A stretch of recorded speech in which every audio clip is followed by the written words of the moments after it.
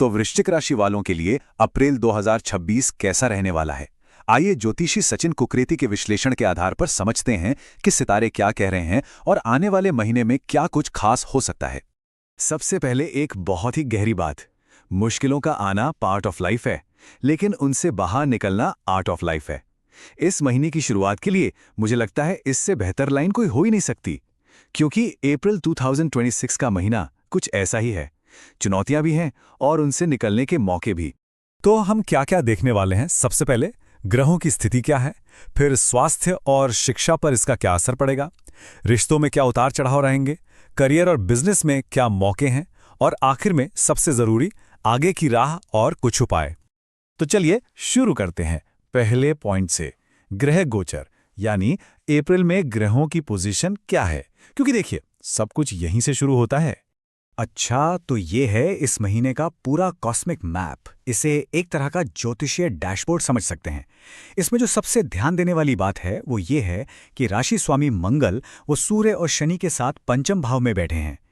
ये थोड़ा सा चैलेंजिंग हो सकता है, और बृहस्पति 8वें घर में है, जिसका सीधा असर सेहत पर पड़ सकता है। चलिए अब देखते हैं कि इन सब का मतलब क्या है। तो ये जो ग्रहों की चाल है, इसका सबसे पहला असर कहाँ दिखेगा? ये दिखेगा स्वास्थ्य और शिक्षा के क्षेत्र में, और यहाँ पर ना थोड़ी सावधानी बरतने की जरूरत है।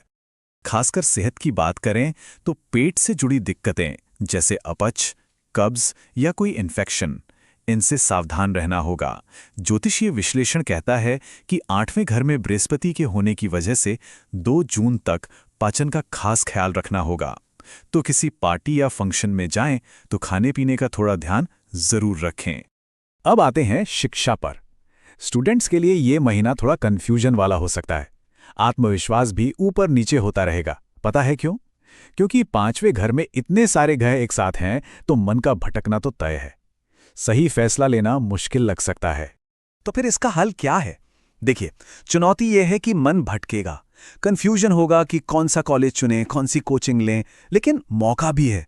उपाय सीधा सा है, एक लक्ष्य पकड़ लीजिए, बस एक, उसी पर फोकस करिए तो ये मुश्किल समय निकल जाएगा। हाँ, अगर किसी रिजल्ट का इंतजार है तो वो ज्यादातर अच्छा ही आएगा। चलिए अब बात करते हैं रिश्तों की, और यहाँ ना इस महीने एक बहुत ही दिलचस्प कॉन्ट्रास्ट देखने को मिल रहा है। लव लाइफ और मैरिड लाइफ दोनों के लिए सितारे एकदम अलग अलग कहानी सुना रहे हैं। तो देखिए, कहानी में 2 हिस्से हैं। लव लाइफ जो कि 5वें घर से जुड़ी है, वहां छोटी छोटी बातों पर बहस हो सकती है, गुस्सा भी आ सकता है, थोड़ा डोमिनेटिंग नेचर भी दिख सकता है दोनों तरफ से। लेकिन मैरिड लाइफ में 19 अप्रैल के बाद बड़ा सुधार है। पार्टनर के साथ तालमेल बढ़ेगा, मिलकर प्लानिंग करेंगे। तो लव लाइफ में सावधानी रखनी है, और मैरिड लाइफ में महीने के आखिर में अच्छी खबर है। और ये जो अच्छी खबर है ना मैरिड लाइफ के लिए, उसकी एक खास तारीख है, 19 अप्रैल। इस तारीख को नोट कर लीजिए। इस दिन शुक्र 7वें घर में आ जाएंगे, और यहीं से शादीशुदा जिंदगी में एक बहुत ही पॉजिटिव बदलाव का दौर शुरू होगा। अच्छा, तो अभी तक हमने चुनौतियों की बात की। अब उन एरियाज की बात करते हैं जहां यह महीना असल में चमकने वाला है: करियर, बिजनेस और लॉन्ग टर्म लक। तो भाग्य का मीटर कहां पर है? फिलहाल 2 जून से पहले तक लक को हम कह सकते हैं कि वो करीब 70% पर है, मतलब नॉर्मल है। इसका सीधा सा मतलब यह है कि मेहनत ज्यादा लगेगी, लेकिन हाँ, मेहनत का फल जरूर मिलेगा। तो अप्रैल में अगर कोई बड़ा काम करना है तो अपनी तरफ से पूरा जोर लगाना होगा। लेकिन अच्छी बात यह है कि ये बस कुछ ही समय की बात है। बड़ा बदलाव तो 2 जून के बाद आएगा, जब बृहस्पति 9वें भाव में जाएंगे, और तब किस्मत का पलड़ा भारी होगा। ये टाइमलाइन एक तरह का रोड मैप है। देखिए, 11 अप्रैल को बिजनेस में इंप्रूवमेंट और प्रॉफिट के चांस हैं। फिर 14 अप्रैल, ये बहुत बड़ी तारीख है, सूर्य उच्च के होंगे, जिससे करियर को जबरदस्त बूस्ट मिलेगा। और फिर 2 जून से तो भाग्य का सितारा ही बदल रहा है। तो 14 अप्रैल के बाद क्या क्या हो सकता है? प्रमोशन के योग बन सकते हैं, कोई बड़ी अचीवमेंट हाथ लग सकती है। जो लोग सरकार या राजनीति से जुड़े हैं उनके लिए बहुत अच्छे परिणाम आ सकते हैं। लीडरशिप रोल में सफलता मिलेगी। कुल मिलाकर ग्रोथ और नए मौके ही मौके हैं। सूर्य का उच्च का होना एक बहुत पावरफुल चीज होती है। ठीक है, तो हमने अच्छा बुरा सब देख लिया।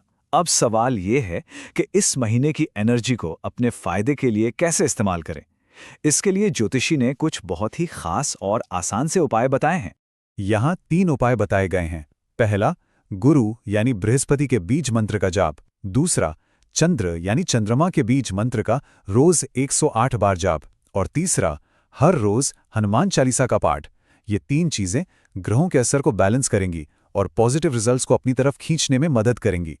तो कुल मिला के ये सिर्फ एक भविष्यवाणी नहीं है, ये एक तरह की स्ट्रैटेजिक गाइड है। अब सवाल ये उठता है कि इस जानकारी का सबसे अच्छा इस्तेमाल कैसे किया जाए। अप्रैल के महीने में कहाँ सब्र रखना है और कहाँ एक्शन लेना है, इस संतुलन को कैसे साधा जाए, क्योंकि यही आर्ट ऑफ